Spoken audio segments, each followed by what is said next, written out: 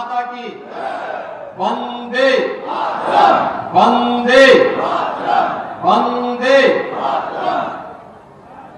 जनपद सिद्धार्थनगर की विभिन्न परियोजनाओं के लोकार्पण और शिलान्यास के लिए आयोजित आज के इस कार्यक्रम में लोकप्रिय सांसद श्री जगदम्बिका पाल जी,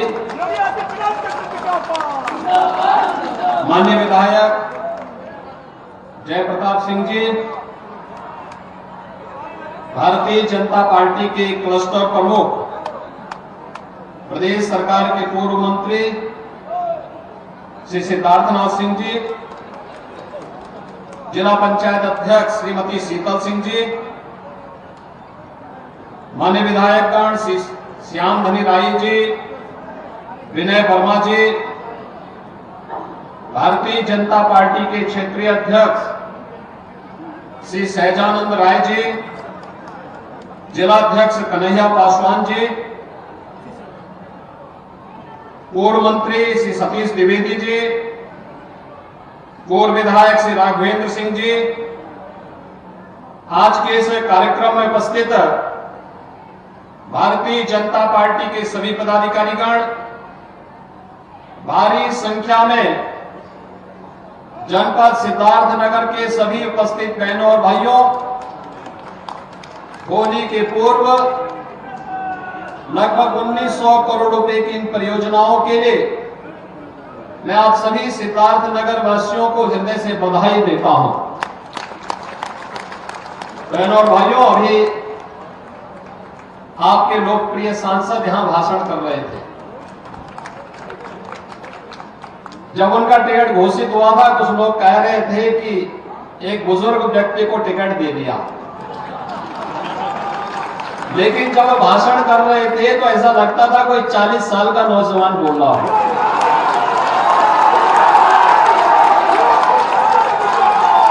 अच्छे अच्छे जवान उनके सामने फेल हैं। और पिछले 10 वर्ष के अंदर मैंने देखा कि कोई सांसद अपने संसदीय क्षेत्र की जनता के साथ वहां की सुख दुख की, उनकी समस्या हो, विकास से जुड़ी हुई कोई समस्या या आपदा से संबंधित कोई समस्या, जितनी त्वरित और जितनी सहानुभूतिपूर्वक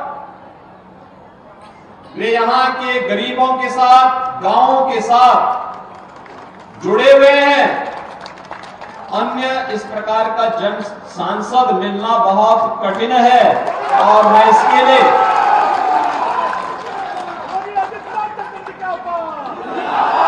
श्री जगदम्बिका पाल जी की सवानी के लिए उनका हृदय से अभिनंदन करता हूं, और आपको भी ऐसा सांसद मिला, इसके लिए हृदय से मैं आपको बधाई देता हूं।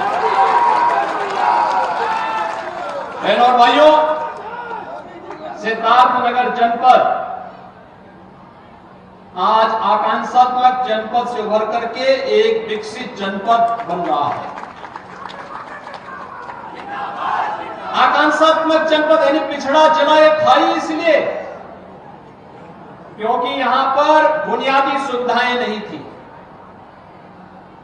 शासन की गरीब कल्याणकारी योजनाओं का लाभ किसी गरीब को नहीं मिल पाता था।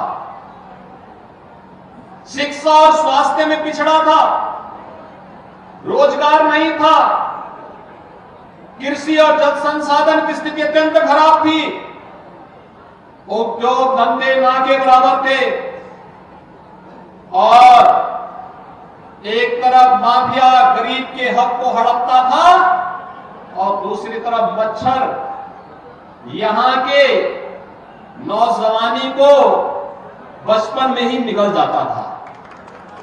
इंसेफ्लाइटिस से सबसे अधिक पीड़ित कोई जनपद था, उनमें से सिद्धार्थनगर जनपद भी एक था। मैंने अपनी आंखों से पिछले 30 वर्ष के अंदर हजारों बच्चों को इंसेफ्लाइटिस की महामारी से काल कलवित होते हुए देखा है। उन बच्चों के जीवन को बचाने के लिए सड़क से संसद तक लड़ाई लड़ता था। और तब मेरे साथ भले विपक्ष में उस समय श्री जगदंबिका पाल जी रहे होंगे, लेकिन मेरे साथ तब भी वहां मेरी आवाज के साथ आवाज मिलाने का काम करते थे। तो विपक्ष का एकमात्र सांसद होता था जगदंबिका पाल।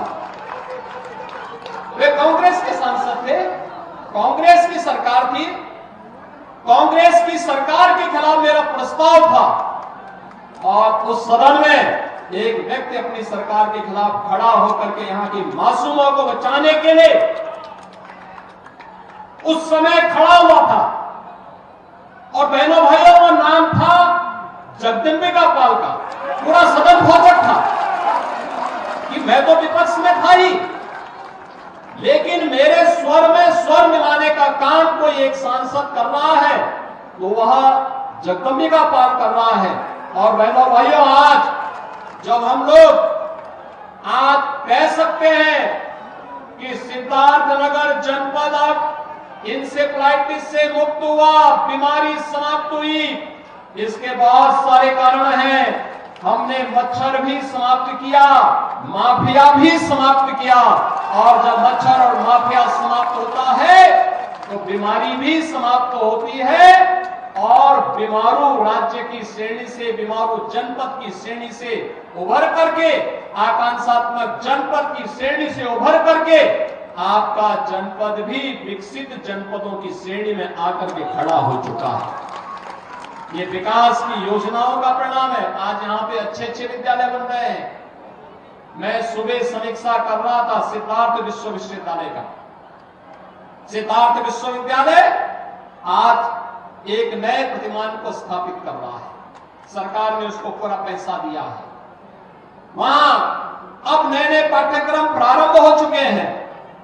अब एक नई पहचान के साथ सिद्धार्थ विश्वविद्यालय अपने आप को आगे बढ़ा रहा है। तो हर घर नल योजना, स्वच्छ भारत मिशन यहां के बच्चों की बीमारी को पूरी तरह समाप्त करके यहां के लोगों को एक नया जीवन दे रहा है। माधव बाबू के नाम पर स्थापित माधव प्रसाद त्रिपाठी मेडिकल कॉलेज सिद्धार्थनगर की एक नई पहचान बन रहा है। तो आज यहाँ की बेटियों को नर्सिंग की पढ़ाई के लिए दूर न जाना पड़े, इसके लिए सिद्धार्थनगर में ही नर्सिंग कॉलेज का शिलान्यास भी हम करने जा रहे हैं। अभी जो कार्यक्रम हुआ है ना, इसमें नर्सिंग कॉलेज का शिलान्यास भी आपके सिद्धार्थनगर जनपद के लिए। जिन गांवों में अब तक हर घर नल योजना से शुद्ध पेयजल नहीं पहुंचा है, उन गांवों के लिए पानी पहुंचाने के लिए, जल शुद्ध जल पहुंचाने के लिए, आरओ का पानी पहुंचाने के लिए भी हम लोग आज शिलान्यास कर रहे हैं।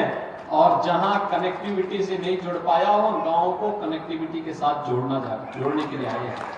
अब मुझे बताओ, होली के पहले 1900 करोड़ रुपए का उपहार एक बार फिर से सिद्धार्थनगर जनपद वासियों को प्राप्त हो रहा है। इसके लिए बधाई, आप सबको बधाई, पूरे सिद्धार्थनगर वासियों को बधाई। बहनों भाइयों, आज हमारा भारत बदल चुका है। हमारा भारत बदल चुका है। दुनिया में भारत का सम्मान बढ़ रहा है। पूरी दुनिया के अंदर कहीं भी भारतवासी जाता है, सम्मान की निगाहों से देखा जाता है। हमारी सीमाएं सुरक्षित हुई है। देश के अंदर आंतरिक सुरक्षा की स्थिति सुदृढ़ हुई है। विकास की बड़ी बड़ी योजनाएं आ रही हैं। कहीं हाईवे, कहीं रेलवे, कहीं एयरपोर्ट, कहीं गांव की बेहतरीन सड़क, 4 लेन 2 लेन की सड़कें गांवों को जोड़ रही हैं। गरीब कल्याणकारी योजनाओं का लाभ हर गरीब को प्राप्त हो रहा है। राशन की सुविधा 4 साल से हर गरीब को फ्री में राशन अगले 5 वर्ष तक लगातार प्राप्त होगा। 5 लाख रुपए की स्वास्थ्य बीमा का कवर हर गरीब को दिया जा रहा है। बहनों और भाइयों, सिर ढकने के लिए गरीब को छत मिल जाए, बेटी के जन्म लेने से लेकर के उसकी स्नातक तक की पढ़ाई और शादी ब्याह के लिए मुख्यमंत्री सामूहिक विवाह योजना, या मुख्यमंत्री कन्या सुमंगला जैसी योजनाएं, मातृ वंदना जैसी योजनाएं आज बेटी के उज्जवल भविष्य की कामना के साथ आगे बढ़ाने का काम कर रहा है। ढेर सारी ऐसी योजनाएं, हस्तशिल्पियों के लिए पीएम विश्वकर्मा और मुख्यमंत्री विश्वकर्मा श्रम सम्मान की योजनाएं, वन डिस्ट्रिक्ट वन प्रोडक्ट के माध्यम से आपके जनपद के काले नमक चावल को वैश्विक मान्यता प्राप्त हो जाना, ये एक नए भारत के रूप में हम सबकी पहचान को प्रदर्शित कर रहा है। इस नए भारत में मेरे बहनों और भाइयों, इस नए भारत में हमारे नौजवान के लिए आजीविका भी है, तो हमारे आम नागरिक की आस्था का सम्मान भी है। आस्था का सम्मान भी है। आप सोचिए, 500 वर्षों का इंतजार समाप्त किया ना, अयोध्या में राम मंदिर का निर्माण हुआ ना, रामलला का विराजमान हो गया है ना। आप मुझे एक बात बताओ, कितने लोग गए अयोध्या? सिद्धार्थनगर जनपद में तो काफी लोग जा चुके हैं। आपको मैं एक बात बताऊं, 22 जनवरी यानी 23 जनवरी से लेकर के 10 मार्च तक 1 करोड़ श्रद्धालुओं ने अयोध्या में अब तक दर्शन किया है। 1 करोड़ श्रद्धालुओं ने, और ये पूरे देश के अंदर के थे। हम लोगों ने उत्तर प्रदेश वासियों से कहा था, पहले देश के लोग करेंगे, फिर उसके बाद में हम लोग करेंगे। और दर्शन वहां पे आज भी हो रहा। कल मैं अयोध्या में था, लाखों लोग आ रहे हैं, दर्शन कर रहे हैं। अब आप लोग भी जाइए, दर्शन करके आइए। आप मुझे बताओ कि जो गरीब को राशन मिल रहा है, क्या ये कांग्रेस सपा बसपा के लोग दे पाते? क्या ये फ्री में राशन दे पाते? ये गरीब को जो मकान मिल रहा है, क्या ये कांग्रेस सपा बसपा के लोग दे पाते? ये 5 लाख रुपए की स्वास्थ्य बीमा का कवर क्या ये लोग दे पाते? और ये जो गरीब को राशन की सुविधा का लाभ मिल रहा है, क्या ये कांग्रेस और सपा बसपा के लोग दे पाते? तो जब ये लोग दे नहीं सकते हैं, जब ये लोग आपका सम्मान की रक्षा नहीं कर सकते हैं, आपकी आस्था को भी सम्मान नहीं दे सकते हैं, तो फिर उनको अपने सिर पर बिठा करके ढोने की आवश्यकता भी नहीं है। मैं यही कहने के लिए आया हूं। आज भारत प्रधानमंत्री जी के उस संकल्प के साथ आगे बढ़ा है, जो उन्होंने आजादी के अमृत महोत्सव के वर्ष पर भारत वासियों से कहा था, विकसित भारत के लिए। पूरे देश की एक आवाज है, विकसित भारत। हम सबका भी संकल्प होना चाहिए। हमारा संकल्प विकसित भारत, हमारा संकल्प विकसित भारत। और विकसित भारत के लिए विकसित उत्तर प्रदेश आवश्यक है।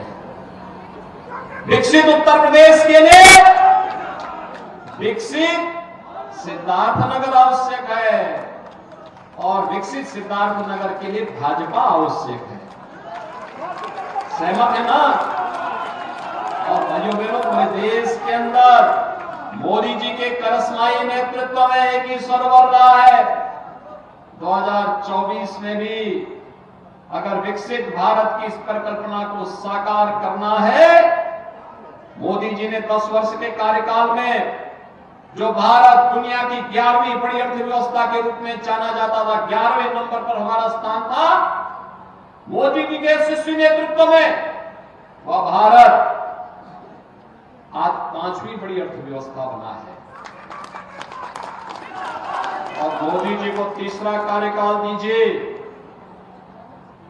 तीसरे कार्यकाल में अगले 3 वर्ष में